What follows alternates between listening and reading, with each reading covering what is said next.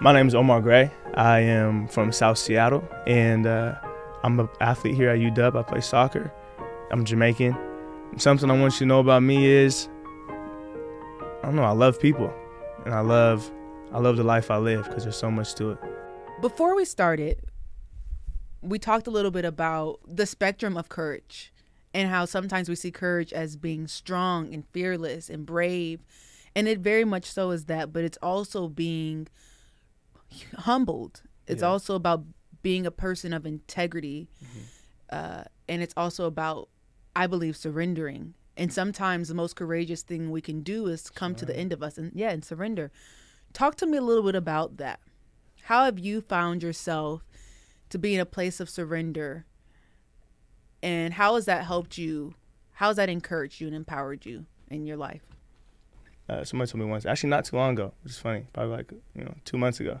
We were just telling me about how the mightiest thing you can do as a man, or like the strongest thing you can do as a man, is to be submitted. And we talked earlier, submitted is a synonym for surrender.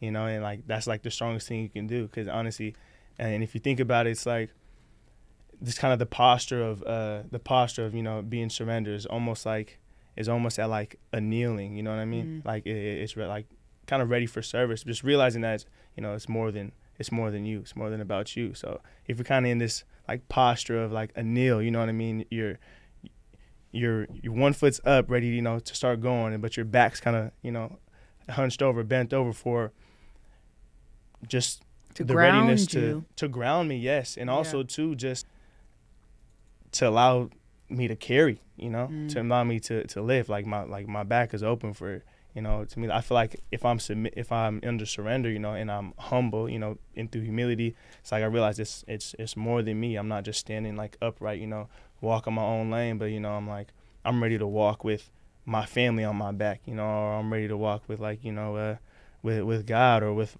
whoever's around me. It doesn't matter what it is, but you know what I mean. Yeah. You have the strength to keep going on. Yeah, facts.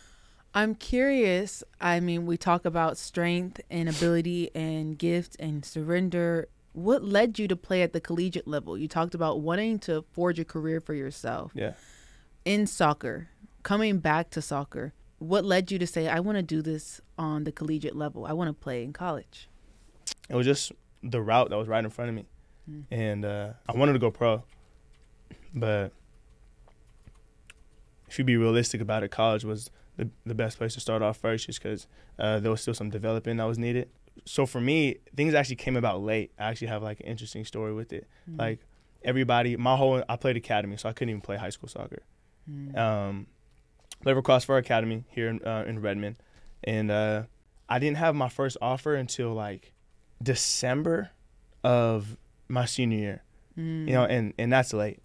Everybody's committed already. I think the commit window technically for NCAA was like somewhere like, I don't know, somewhere early in that fall, or last spring or something like that. And then I think just kind of they weren't seem like they're working out. I was on my team, I was starting, I was killing, and I just wasn't getting no love. I don't know, people just weren't messing with me for some reason. And then and even sometimes some coaches would come up to me after the game and like, nobody picked you up yet? Like this, but like they wouldn't pick me up because they got their squad. Did that discourage you in any way? Oh, 100%. My sister, by the way, she plays for the Jamaican national team. She just played in the World Cup, Women's World Cup. She just committed after her sophomore year to the UW. She had offers, crazy offers, like USC, but like USC offers to where they're like, hey, they know that she wants to be home, so like, we'll fly you back every single week, like crazy, like accommodations to it. And were you comparing yourself to her? Yeah, it's right next to me. I had to. No, I didn't have to, but I mean, it's natural. I'm just gonna like, man, she was traveling for games. I barely even traveled yet until like senior year, and so so that was definitely discouraging, but it was also a motivation. It was like, I know I'm good, so just keep working. And then after like one game, I think we went to Florida for the college showcase, and then just balled out. It was a TV game. We were like the stadium game, first game of the tournament, and then just went to work and came off the field with like 8 offers. like just like that. And then by the end of the tournament, I think I finished with like 12 or 13 offers. Wow. So I was like, hey, I'll take it. I mean, it sounds like for you, courage comes in the form of confidence. Yeah. Yeah. And It's been my whole life, yeah. yeah. And balancing confidence despite discouragement. Mm-hmm. Yeah. Sometimes we tiptoe, we back into our fears because anxiety or doubt, we just sometimes fall back into it. We don't know, but our mind, our situations, our circumstances lead us there. But what does it look like to face your fears forward, and how has soccer helped you? Soccer helped me just to take a deep breath. Like, soccer helped me to realize that nothing is really as it seems, you know? You see someone on TV, and you're like, man, I'm about to be there. Like, oh, I'm scared, I'm shaking, you know? But all of a sudden you get there, and it's like, man, this is everything I've already seen before, you know, everything I've already played in before. And so it kind of just was like don't let your mind, you know, it was just teaching me to, you know, get out of my mind, get out of my own head, and just keep all the fruitful thoughts, keep all those, you know, not keeping the negatives and the doubts and the worries, because worries is just the unknown. In a matter of it, you have to give yourself self-talk. Like, you know, you have to be able to say, hey, this, like, you're that guy. You know, even if you're not that guy. That's your self-talk. You know, that's not my self-talk, but in the limelight of it, that is what it is. Yeah. Yeah. We talk about having perspective, being self-aware, self-talk.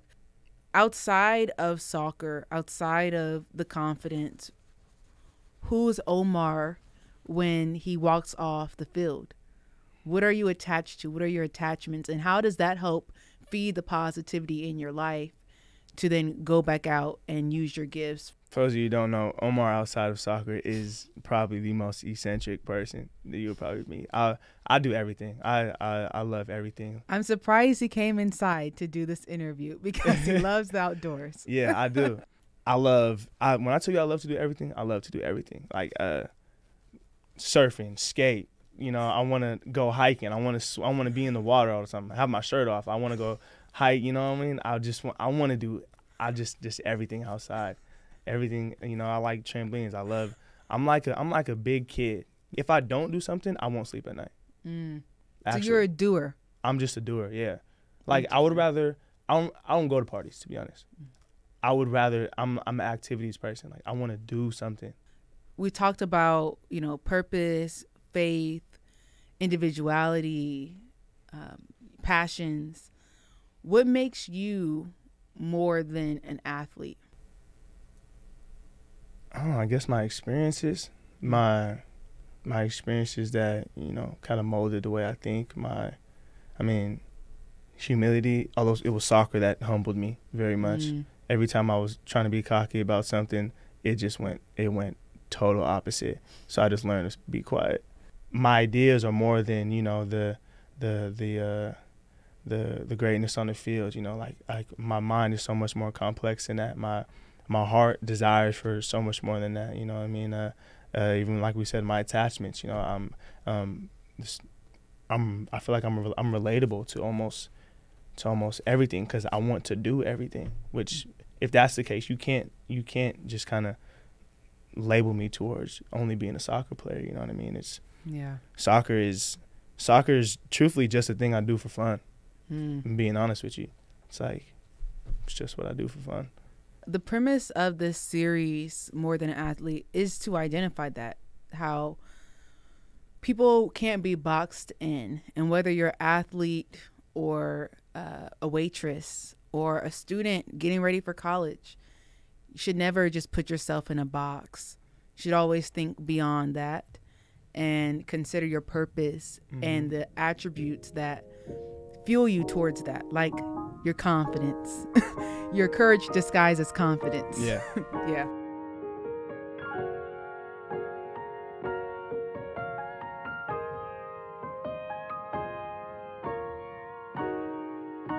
What do you want people to know about you? Give me a brief introduction about who you are. Sometimes I think I'm Spider-Man. No, wait. You asked. This guy. Introduce yourself, like your name. Okay. Check. Oh, action. Hi, my name's stop. You can't laugh. You can't laugh. I said action. I know. That's my job. My name's Omar Grey. I am an athlete here. I play soccer at UW. I'm Jamaican. I grew up in South Seattle, Washington. Something I want you to know about me is, I don't know, I love people. And I love the life I live because there's so much to it. That's really it.